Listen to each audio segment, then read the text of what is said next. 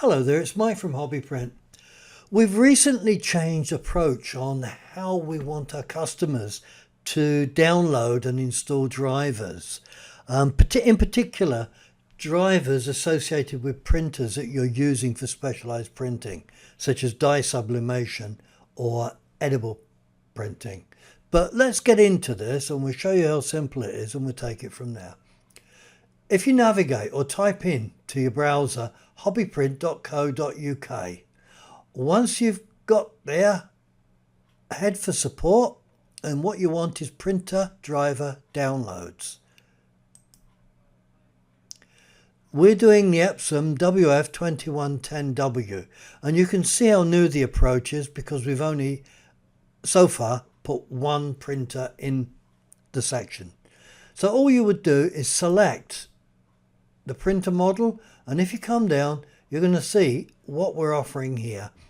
We've got our driver here, but also you've got videos to watch for how to download and install the driver, how to initialize refillable cartridges, so on and so forth.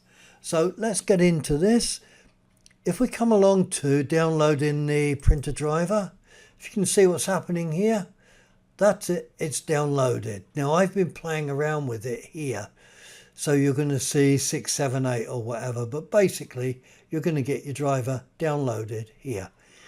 What you would do is navigate to your downloads folder. You could just click it there and get going, but I want to show people fully how to do it. If you navigate to your downloads folder, find the driver and give it a double click there.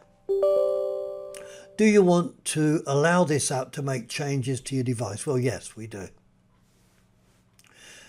Now, you've got to be on the ball right from the off, because what we don't want to do is load the driver advising it to automatically update software.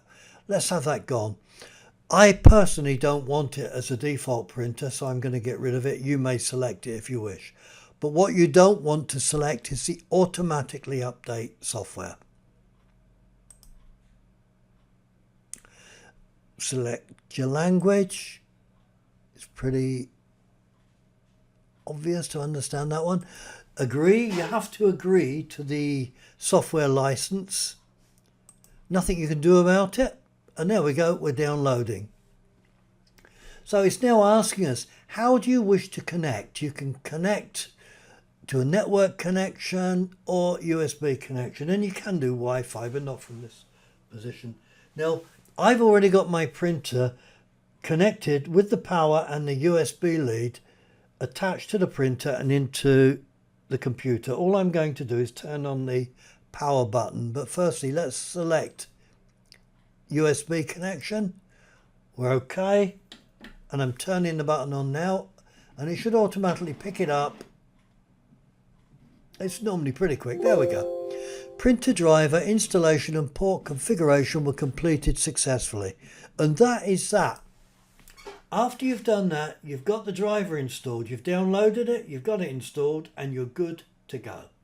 Now, you must do this process, in particular for a sublimation printer, actually for any application, because what you want is the full capability of the printer, i.e. selecting the right paper, the highest quality, so on and so forth. If you don't go through this procedure, you're not going to get good prints. So thank you for that, and I hope it makes sense.